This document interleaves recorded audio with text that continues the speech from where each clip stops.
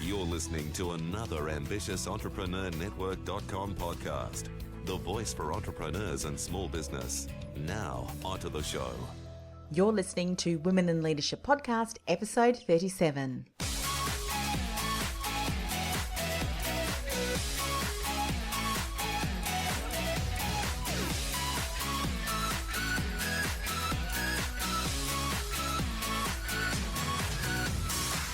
Hi, you're listening to Women in Leadership Podcast, the podcast that empowers you to reach your full potential. I'm your host, Annemarie Cross, Brand and Communication Strategist, also known as the Podcasting Queen.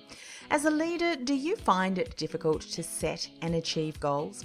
Perhaps you're constantly confronted with challenges, or maybe you feel self-conscious because you just don't have all of the answers, or you fill in the gap. Well, on today's show, I'm joined by Isobel Boniface. Isobel currently holds a leadership role with Microsoft and previously has owned and sold her business. She is a mother to two very busy teenagers, Dylan and Samantha, and wife to Gary. She was born in South Africa and has been living in Australia for the last 8 years. Isobel thrives on challenging herself, both in her business and in her personal life, and she enjoys the thrill of solving problems that appear unsolvable. She's known as someone who lives for results, and most recently, a colleague commented that in a dictionary, tenacity has a picture of her next to it. And on today's show, Isobel's going to share the value of being surrounded by the right people, why it's important to find opportunity in the chaos, and why vulnerability is not a weakness, and much, much more. So welcome to the show, Isobel. Thanks for having me. Some of the things that you have done previously that you're really proud of is starting, running and selling your own business. And tell us a bit more about that. I never set out to really start my own business. I have a tendency to think that I can solve world hunger. And that's exactly how I ended up starting my own business. I came across a problem within the corporate environment where I was working. And in coming across that problem, I actually realized that it was a problem that I thought I could solve by starting my own business, which is what I did. With a colleague at the time, we resigned, started our own businesses, and we actually were very, very successful at it. But we started with the principle that we would only do it while we were having fun. And after 3 years, I stopped having fun. Okay. Sold it. Yeah, fantastic. So that was a startup business that you'd grown, and then at the end of 3 years, you've decided to move on. Fantastic. And so that was in South Africa, and then you said you immigrated to Australia. That's right. I think we've been here 9 years. 9 years. And how long have you been with Microsoft? Well, I actually worked for Microsoft in South Africa as well prior to starting my own business, and I've been back in the Australian subsidiary for the last 6 years. Yeah, fantastic. Absolutely loving it. Yeah, and something that you and the team at Microsoft are really proud of is that you've just recently won the Australian Business Award for Marketing Excellence. Yeah, congratulations. Absolutely. Thank you. Yes. Tell us about that. What were some of the initiatives that the team did that secured that award? Well, I've actually been in my current role for 3 years. I joined as the S&B marketing lead and really wanted to make a difference as to how we were approaching small businesses. I thought we could have a conversation in a different tone of voice. And we went on this path of permission marketing to really speak to small businesses when they wanted to be spoken to. Yes. Right in the beginning, when I started that journey, my manager at the time said to me, it's one thing to be recognized within Microsoft and winning awards within Microsoft. It's a completely different thing to be recognized by your peers in the industry. And that became my goal. Yes. So for us to be recognized in the industry as an organization that's really made a difference in how we communicate with small businesses is something that we're incredibly proud of. And I love the way that you've said that you had a goal and you've worked towards that and you achieved that. Many women, whether they're in business or they're in corporate, they do have a goal, but there's something that holds them back, whether it's their own inner critic or they just don't think that they can achieve that and they don't really reach out to goals. And even studies have been done that can happen quite consistently too. What do you think that it is? Is it an attitude or is it something about your approach that you look at something in a way that you say, you know what, I am going to achieve that with the team? What is it that sort of sets you up to have a goal and then go after that? I think there's a couple of things. I always verbalize my goal. So it's not a goal that I set for myself in private. I always go to the team, be that my team at home, so my husband and my family, and say to them, hey, I have a goal, and it might be I want to lose weight, or I want to get fit, or I want us to save for a family holiday. I verbalize it with other people because that holds me to a higher account. But also I do have an enormous determination to achieve what I set out to achieve, and I believe that I owe it to myself, that I deserve it. Not because I'm a woman, but because I'm good enough. Yeah. I love that. And it's such a great role model for women. And I'd imagine too that through the journey there may be some decisions that you've made or some actions that you and your team have implemented and you didn't quite reach the level of expectations. What do you do then? Because the reason I ask that is sometimes and women particularly, we may work towards our goals, set little milestones along the way, and unfortunately when we reach a challenge, we take ourselves out of the running. What do you do? What do you tell yourself? And what do you do as a team? During the last 3 years, we made plenty mistakes, and I held myself to account to say we own up to those mistakes. We tested a lot of things that didn't come to fruition because we were going to such a different approach. We went 100% digital, so none of the traditional marketing things and activities that used to be the way that we reached small businesses were actually kept in place. So there was a lot of stuff we didn't know, and we had to test fast, learn fast, and then fail fast. And that fail fast is not a part that you can actually skim over. You need to be able to be okay with failing. And when you do, to actually say, well, you know what, we tried it. We failed for a reason. And this is what we've learned out of it. And now we move forward. And we're going to test the next thing, and the next thing, and the next thing, and the next thing. And you know, regardless if you're a man or a woman, you need to be okay with failing. Failing is just part of the process. It's not something to be ashamed of, and you shouldn't take yourself out of the running for failing. You should be proud of failing. Next week I'm one of the presenters at the Australian Partner Conference, and in that session I'm going to be talking about our failures. Because you learn from failures, and it means you're taking action and you're doing something. And it's important as a leader to step up and say, you know what, we don't get it right every time, because it shows the other people in the room that our leaders get it wrong, and we get it wrong all the time. Yeah, and I love that. And in actual fact, just recently in a podcast interview that I did, we were talking about, as a leader, what can we do to make sure that we create an environment that people, our team, want to be there, they respect you. And that is one of the qualities that was mentioned, that we discussed, was a leader who is able to step back and have that conversation that says, you know what, it didn't turn out as we expected. How can we move forward? What's the best approach? And I think that humility and that ability to have that conversation rather than putting the blame on others, which unfortunately some leaders do, that doesn't create for a harmonious, collaborative team approach, does it? No, it doesn't. No.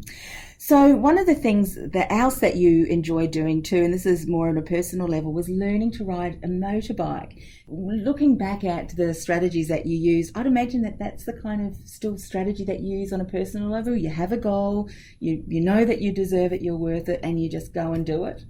Well, learning to ride a motorbike is probably one of those left field things where my husband sat up and went, you want to do what?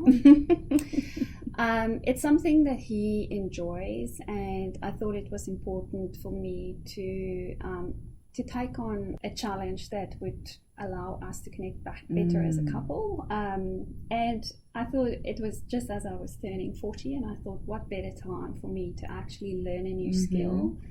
It was probably the most daunting thing I've ever had to do, because it really took me back to where you typically are when you're 16, learning to drive, learning to ride a motorbike. I had to go to riding school with 16-year-olds who had better balance and intuition than what I had. But you know what? What I learned out of that is that you're never too old to learn. You're never too old to learn a new skill. And it's always good to put yourself in those positions where you're not the most senior person in the room and that's got all of the skills. And it also really made me vulnerable. It made me vulnerable with my husband, who's a very experienced writer, has been writing half his life. And he really had to support me to get through this.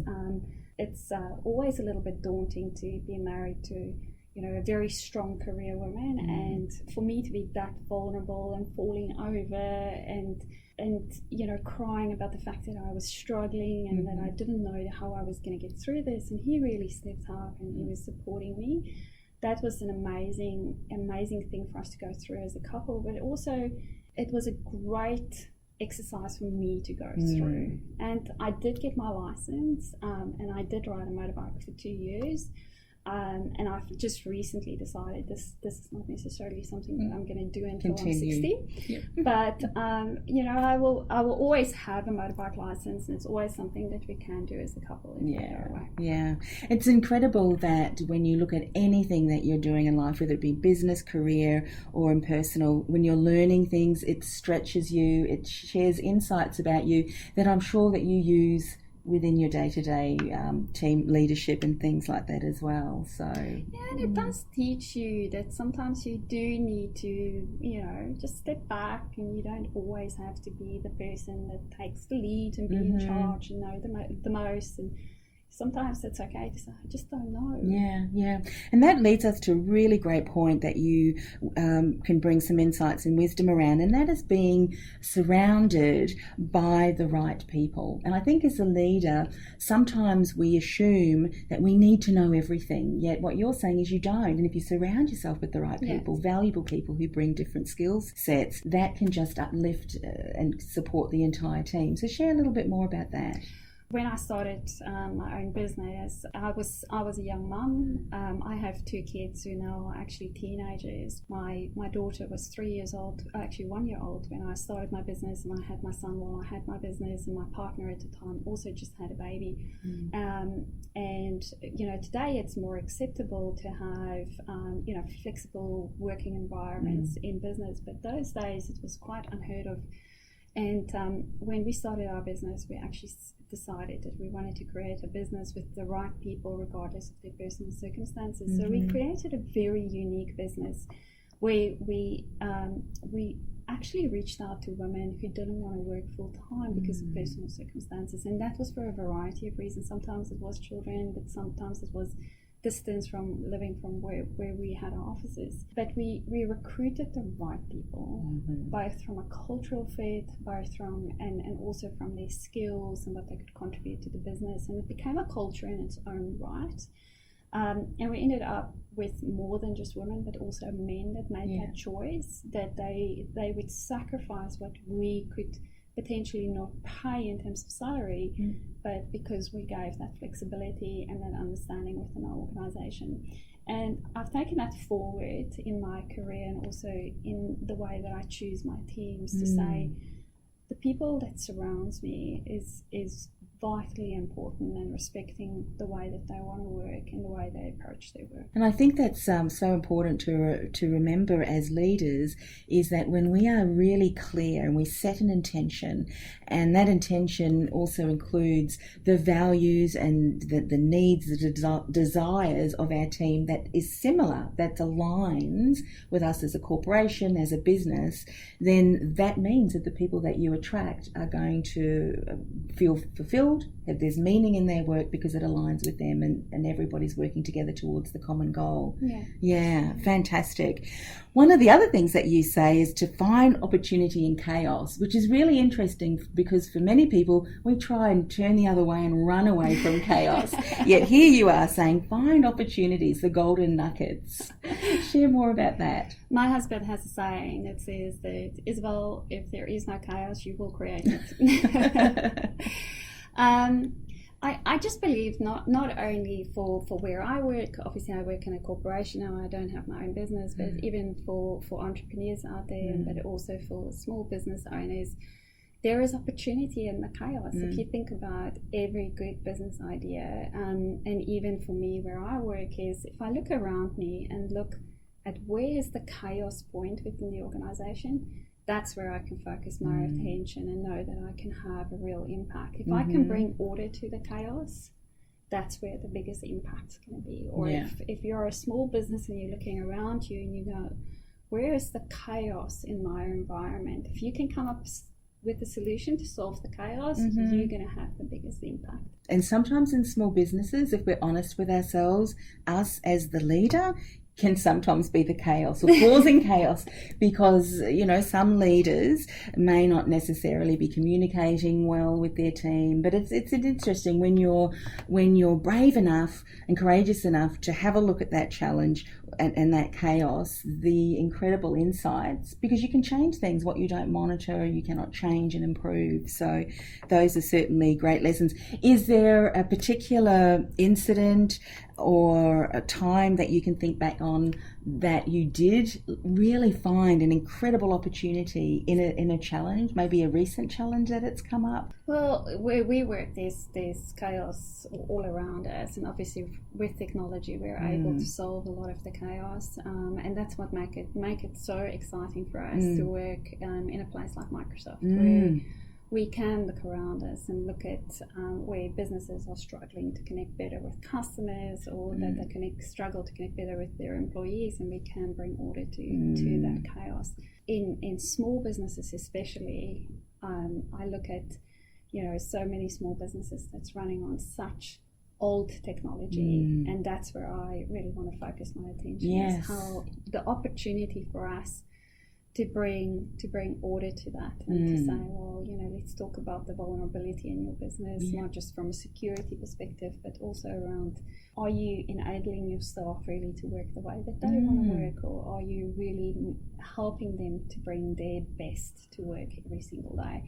And what does that mean for you? So, yeah, that is key, because when you think of the work environment, if your technology is not working effectively, you can create chaos for your team, loss of productivity. But also, I think too, if something is not streamlined and functioning as well as what the team would like, that really deflates their whole approach, doesn't it? And even too, if we talk about the business and creating an experience for our customers, if we're not willing to track and monitor to see what are some bottlenecks, what's the challenges, what's the chaos, and can we create an experience that is streamlined and that customers want to continue to come back and work with our businesses, then if we're not willing to do that, we're really limiting ourselves, aren't we, as businesses, as corporate, as leaders? Yeah, absolutely. Yeah. Probably about 2 years ago, 18 months ago, we did an exercise with a local small business here in Sydney, where we did a makeover. So we went out to find a small business that really was struggling with technology, and we found a small business that was really just on 10-year-old servers and desktops, and we went in to speak to them, and it was small, only 10 staff members. But when we went in, we found staff that was really at the end of their ropes. They were crying about what was happening at home, and the owner of the business did not realize really the impact that the technology was having on his staff. How they were working in the middle of the night because they can't get access to their servers during daytime, or finance manager that's having to work after hours, and she had to buy a car because she's too scared to take the public transport, and she's had this ripple effect. And when we really started to dig in what was happening with these staff, it was just horrendous. And we implemented a whole makeover for this business, and it took us probably the better part of 4 months to make all of this happen. And then we interviewed them at the end of it, and not only did we see that the staff were happier, but we saw that they were different. There was this lift of being more self-confident. They carried themselves differently, and I actually wrote a blog after that to say that technology is like Jimmy Choo's shoes for staff members, because it's like wearing pair of great high heels, all of a sudden you carry yourself differently and you have confidence. And it's really worth thinking about the impact that technology can have on your staff at the office. I think it can impact in such positive ways in every aspect of the business. A number of my colleagues are involved in the tech. They're more the repair people. They said if your computer takes 5 minutes longer to start up, and you times that through how many times you start your computer through the day, through the week, through the month, through the year, if you add that up, that's just one staff member, times that by 10 or however many staff, it's costing you not just productivity, but all of that. So it definitely is worthwhile looking at all of those opportunities in the chaos. One other thing, last thing I'd love to discuss is vulnerability is not a weakness. And this is something that's often debated because, typically we're thought that vulnerability, as a leader, we don't want to be seen as vulnerable. But you say in actual fact it's not a weakness. So share a little bit more about that. This is a lesson that I've had to learn. I grew up with two brothers. I was the only daughter and the youngest, to make it even worse. But I grew up in a very small town with only three schools, and I ended up going to a school for boys, which is probably a very surprising fact because I'm actually a girl. But we were 28 girls in a school for boys. So I grew up in a very male-dominant environment where vulnerability was frowned upon. Boys just didn't tolerate it. They didn't tolerate girls crying. They didn't tolerate, gossiping or any of those things. So I really grew up for a very long time just conversing with men and learning to act and react in a very kind of male way. So entering into the workplace, I brought all of that with me, and it was an adjustment for me to understand that I didn't have to be as tough as nails, that it was okay for me to be vulnerable and to show that I'm human, that there's a lot going on in my life, that yes, I can be a very, very effective leader within the business, and be very effective in the work that I do, and kick all of the goals, but still have a tough day and not lose the respect of my colleagues for having a tough day, and admit when I make mistakes. And then when I do, I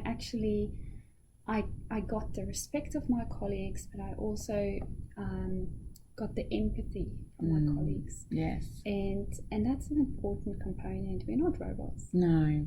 And, I've spoken to many women who have been in environments, unfortunate environments, very much what you described when you went to school.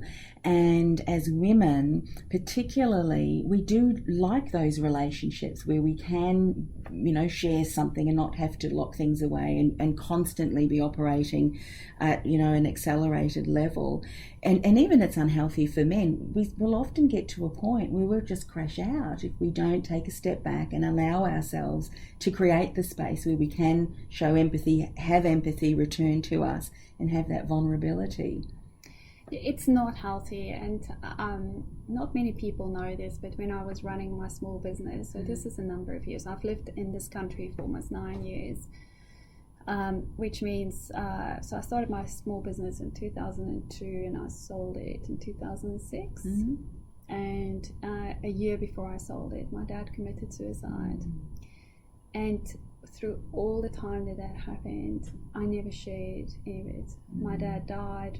My son was born 3 weeks later. My dad died, and all that time I never let anybody in. And 2 weeks later, I was back at work. And I just marched on, and everybody said, "No, are you okay?" Of course I'm okay. Let's move on, people. There's work to be done, salary to be paid. Let's get on with it. And a year later, I completely collapsed, and everything in my body was depleted. Everything was depleted. There was just nothing left. Adrenaline, cortisone, everything was completely depleted. That's why I say we're not robots. No, it's important. Sometimes bad things happen. And we spend so much time working, and in the relationships that we have with our colleagues, it's important to let them in and sometimes say, "You know what, I'm hurting." bad things happen and I'm hurting. Yeah. And I think as a leader, thank you for sharing that example. I mean, that's just what for someone who may be listening today who finds herself in exactly that same situation, I think as a leader, through modeling that, you create an environment in which your team feels safe and feels validated, that if they are having an issue or something that's happening that's really impacting them, that they feel confident enough to approach you or their team, other team members, and to be able to say something and not bottle that away. Because ultimately, you don't want your team getting like that either. So modelling that as a leader and leading by example is going through it. I think there was a lot of my staff at the time and my customers at the time that had this reluctant admiration for what I was doing and thinking, what an amazing strong woman. And no, I wasn't amazing strong. What I was doing was saying to my staff that if I can get through this and not take a day off, then you should be able to do that. And that's not the message you want to send. What I was doing was I was cruel to my family. I was cruel to my newborn baby. I was cruel to my mum who was going through a horrible time. I was cruel to myself. And eventually I paid the price on every single level and across all of those relationships.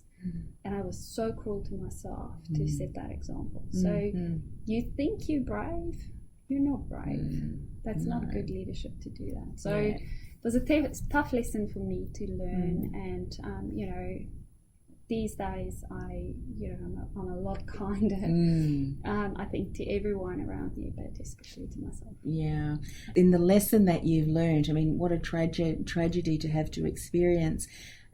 As you're sharing that story, I can really see that you bring so many more insights and wisdom to how you're now operating, and we see as a leader. And I think, the examples that we set and how we lead by example can impact positively and incredibly well, or on the opposite effect too. So, bringing that to your team, I'm sure, then enables them to lead by example, because everyone's a leader in some form of the organisation, isn't it? Yeah. Absolutely. Well, you've shared so many great insights. Is there any last advice or principles or wisdom that you want to share before we close the show? Well, one of the things that you asked me before we spoke about, how do I feel about women in business? And this is something that I get asked about all the time, and I get asked to these forums about women in business and discussion groups about women in business.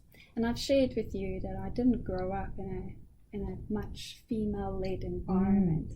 I sit in these forums and I listen to women talking about their experiences, and my advice to women is ban the words "it's because I'm a woman" out of your vocabulary. It's not because you're a woman. Don't assume it is because you're a woman, because you will rob yourself of so many opportunities to learn if your assumption is it's because I'm a woman.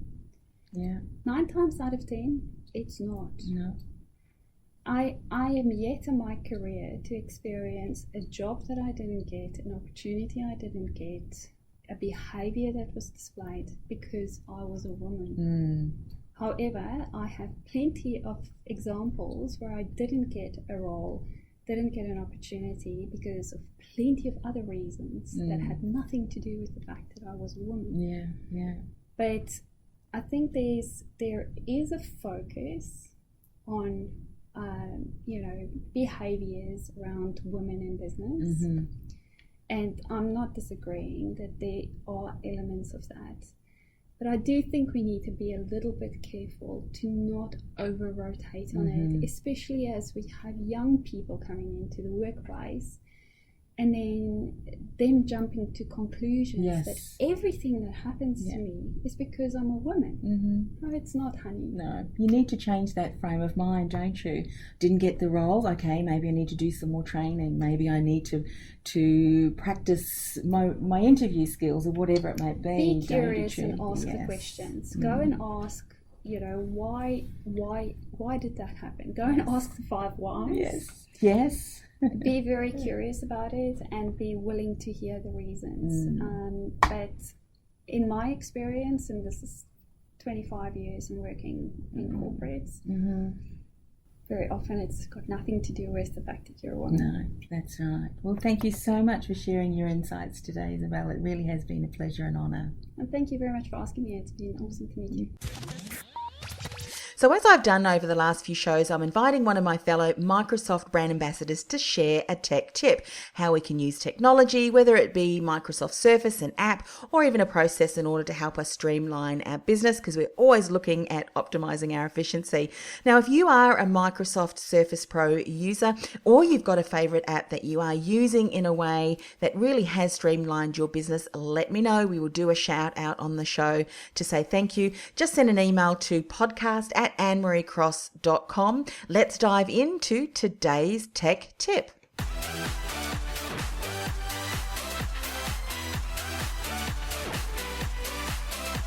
So today we welcome back Megan Yemmer from Tech Coach HQ. Welcome, Megan. What tip do you have for us today? I'm looking at a tool that Microsoft has developed called Power BI. It's POWERBI.com.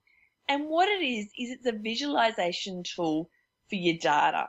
And the reason I like this, I got shown this when I was up at the Microsoft office last week, is that being a business owner, I sometimes struggle with figures and numbers. But when it's in pretty graphs and data visualization, isn't in images, I understand my data so much better. And we just did a really basic setup. You just need to have a Microsoft account. You can actually connect your Google Analytics, and that's what we did.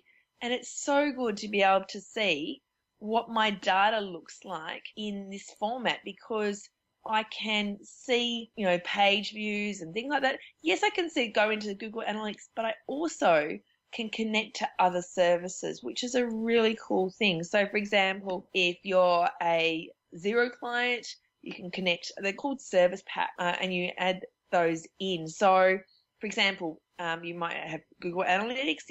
Some of the other examples for small business owners might be MailChimp. Insightly is a CRM that they've got listed. Some of the other bigger Microsoft products, Microsoft Project Online, things like Office 365. So there's actually quite a few. Salesforce, if you use Salesforce. So there's actually quite a few.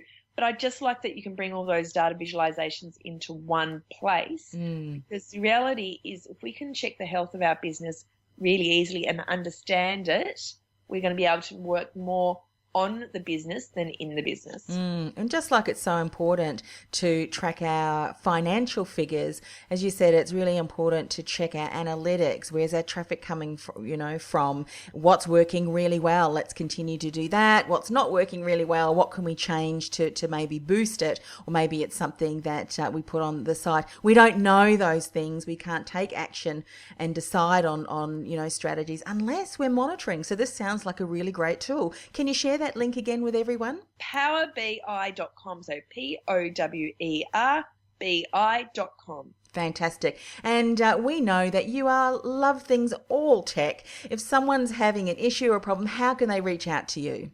So they can go to my website at www.techcoachhq.com.au. They can also find me at Megs Amanda on Twitter or Megan A. Yemmer on Instagram. And I have a great Facebook group called Tech Made Simple, which they are more than welcome to join. It's technology to help small to medium-sized business startups and entrepreneurs. Fantastic. Thanks again, Megan. Thank you for having me.